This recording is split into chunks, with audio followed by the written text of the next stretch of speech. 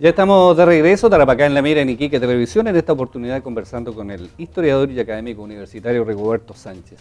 Rigoberto, antes de partir el programa, señalaba, digamos, algunos de los tópicos que quería en esta conversación. Ya conversamos respecto, ¿cierto?, a las relaciones especialmente con Bolivia, pero hay otros aspectos que tú manejas muy bien y que dicen relación con la historia y con la historia tan rica que tiene esta región. Y recuerdo que en algún programa que hicimos en Tarapacá, tú me comentabas, y lo saco a colación porque precisamente con una antropóloga y un arqueólogo el otro día también me lo decían, a raíz del tema del guano y el pabellón de Pica, que la historia antes de 1879 en esta región prácticamente es desconocida. Nadie asume que esta región perteneció en algún minuto, ¿cierto?, a Perú, y que hay muchos episodios, ¿cierto?, hay muchos antecedentes que son relevantes para lo que es el desarrollo de nuestra región. ¿Qué ha pasado con eso durante el último tiempo, ¿cierto? ¿Se ha reconocido, se estudia, la gente conoce, ¿cierto?, la importancia que tuvo la región en esos años, o todavía estamos al debe? Yo creo que todavía estamos al debe, como lo estamos en casi todo nuestro pasado histórico. En parte porque las personas que se dedican a la investigación histórica siguen siendo muy pocos, a pesar de que hay una nueva generación de historiadores que desde el nivel nacional miran la región. No tenemos pedagogía en historia acá en la región, ¿no? ¿Se acabó? ¿O alguna en algún minuto? Claro, tuvimos pedagogía en historia, una licenciatura en historia en la Universidad Bolivariana y luego en la Universidad del Mar. Pero ahora no. Hoy no tenemos. Entonces, los historiadores son de Santiago, vienen acá. Claro, lo que se da es una suerte de centralismo historiográfico.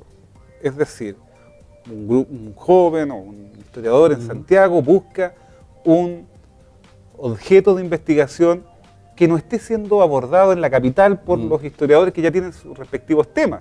Porque como en todas las profesiones hay competencias, sí, claro, hay innovadores, en fin. Entonces miran las regiones y dicen, ahí hay un nicho, allá nos vamos, porque hay escasa investigación regional. Y tenemos este contrasentido de que, siendo una de las regiones más poderosas, por usar una expresión, en historia, con un pasado tan rico, no tenemos una pedagogía. Yo creo que las universidades públicas deberían tener casi por obligación, tener en cada universidad pública debería tener una carrera de historia para que de esa manera se contribuya a forjar la identidad regional. ¿Por qué es importante eso, Rigoberto? ¿Por qué es importante conocer esa parte de la historia? La historia, ¿qué yo te diría? Nosotros tenemos investigaciones relevantes en el pasado andino. Lautaro Núñez, Rivera, don Mario Rivera, ¿sí?, y otros investigadores han construido teorías muy relevantes para explicar el desarrollo de los pueblos andinos en vinculación con todas las investigaciones que se hacen en Perú y en Bolivia. En el periodo colonial, las investigaciones ya son menores, y ahí creo que don Jorge Hidalgo ha hecho aportes relevantes, particularmente para estudiar parte del siglo XVIII, vinculado con las rebeliones andinas de Tupac Amaru y luego con el proceso minero de Huantajaya. Y luego el periodo republicano peruano, ahí prácticamente reina el olvido y el desconocimiento. Quien ha investigado sobre el Iquique peruano es Carlos Donoso, con una investigación sobre el puerto. Creo que va a publicar algunos textos sobre esto, pero es un periodo de 70 u 80 años que se vincula con el ciclo colonial, que requiere ser explicados. Por ejemplo, yo sostengo que la minería en Tarapacá surge evidentemente durante la administración peruana de Tarapacá. Iquique fundado en el periodo de la administración peruana. Yo digo, no hay un acta de fundación. Se funda con el plano regulador que manda hacer el mariscal Castilla. Entonces hay un muy rico periodo de nuestra historia que está vinculado además con las historias familiares, porque tal cual sostiene Juan Podestá, una parte de nuestras familias tiene un origen peruano. Por tanto, este periodo no ha sido estudiado, yo no digo por alguna conspiración para silenciar, para resaltar Ya. los chilenos. Ha sido por olvido. Ha sido por olvido, por falta de investigadores. Ya.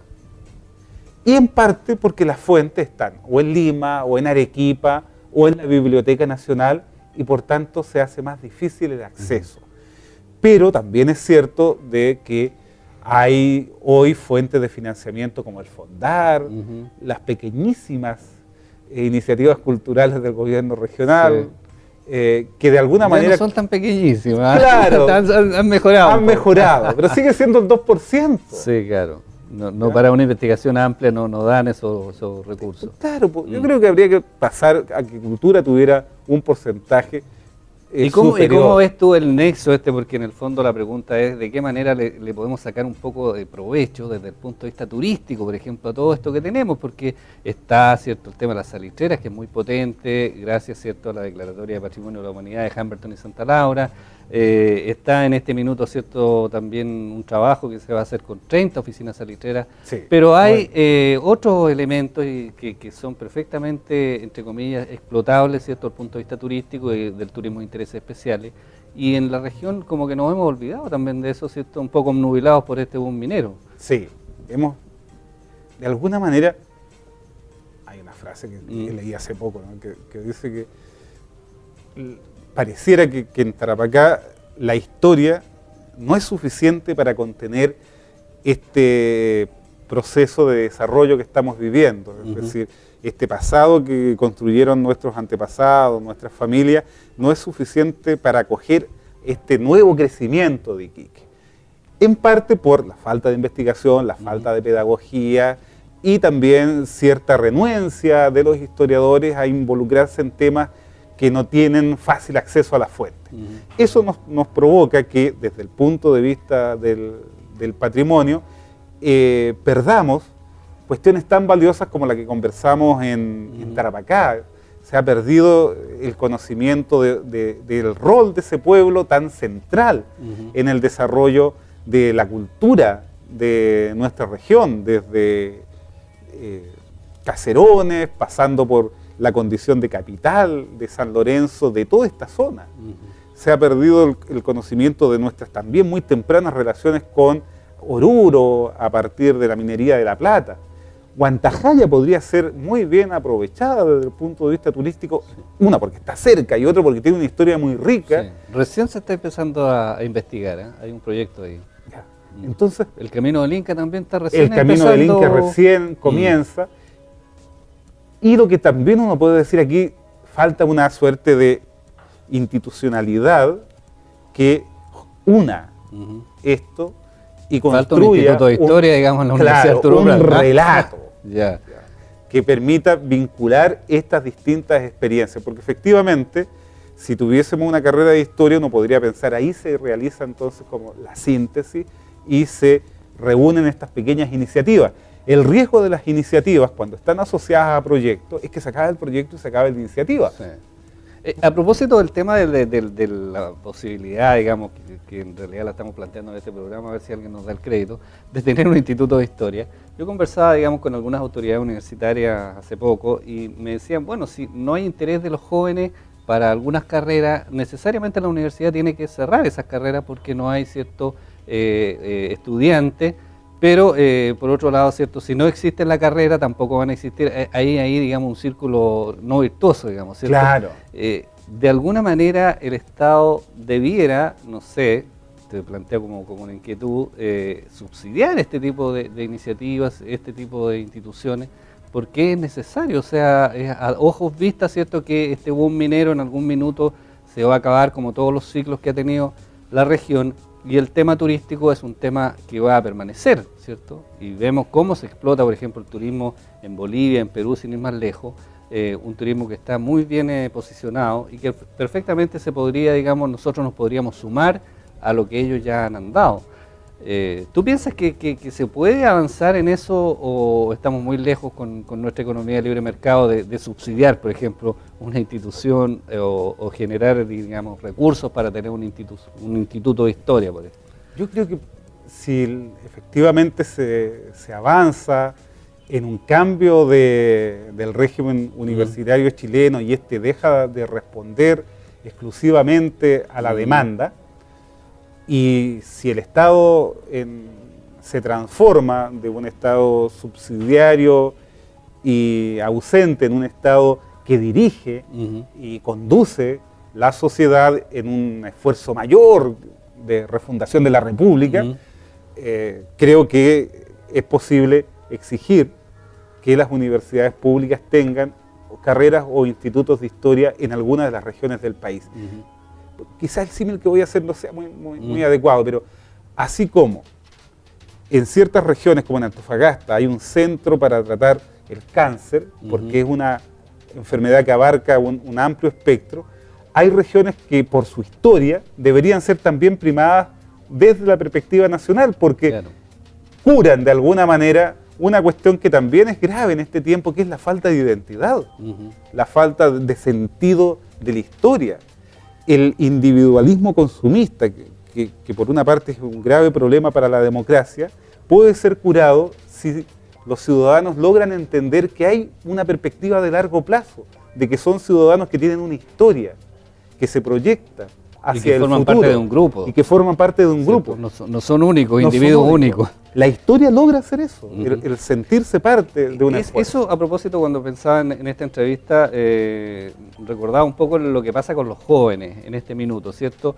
Hemos construido un país, ¿cierto?, donde el éxito se mide por ¿cierto?, los réditos económicos que tú obtienes, ¿cierto?, por el nivel de renta, por cómo te va en la vida, y todo tiene que ver con la economía.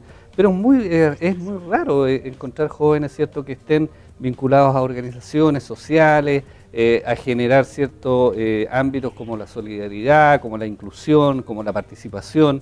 Y cuando tú no tienes, por ejemplo, una carrera como historia, o no tienes ramos de historia en tu formación, o ramos de filosofía, que también se ha perdido prácticamente, sí, claro, es muy difícil, digamos, que tener un individuo con rasgos más humanistas, si pudiéramos llamarle, porque en definitiva el éxito está dado, ¿cierto?, por la economía, por ser exitoso, porque te vaya bien en la vida en esos ámbitos. Entonces, ahí también hay un punto que ya va más allá del ámbito regional y probablemente se inserta, digamos, en las nuevas políticas de educación o en todo lo que se está debatiendo respecto a cómo debe ser la educación en nuestro país. Cierto. Nosotros tenemos a veces unas dicotomías agudas en la sociedad chilena. O sea, queremos jóvenes virtuosos, pero generamos lo que tú has señalado. O sea, se ha disminuido las horas de música, las horas de filosofía, las horas de artes plásticas, y una parte importante del currículum apunta a generar éxitos. Y medimos entonces el proceso educativo con sistemas de CINCE que apuntan entonces a generar una cierta de conductas puntuables, y lo que no es puntuable es relegado. Entonces, para generar una nueva ciudadanía en la perspectiva de una nueva república, es necesario que el Estado invierta en generar organizaciones. O sea, los jóvenes van a participar si efectivamente hay clubes, hay organizaciones culturales, hay organizaciones científicas donde puedan dar cursos a sus intereses. Pero si estas tienen que estar todos los años haciendo un proyecto, yendo a concursar, entonces un principio en los proyectos es que si te ganaste este año, te lo puedes ganar en el otro. Claro. Eso no puede ser, así no vamos a construir una ciudadanía que se integre efectivamente con su historia y que desde su historia participe con sus vecinos, y en el sistema mundial vamos a tener individuos aislados, manipulables de algún modo. Entonces, nos queda nada más un minuto, Rigoberto, y en ese sentido, y siguiendo un poco la reflexión, ¿tú eres optimista con lo que viene en nuestro país? Sí, yo soy muy optimista, soy antropológicamente optimista. Porque el tema ya está puesto, digamos, por ejemplo, la educación está como un gran tema. El tema, digamos, del cambio en la Constitución también es un gran tema. Sí, yo siempre soy optimista, hasta el 2010 era optimista.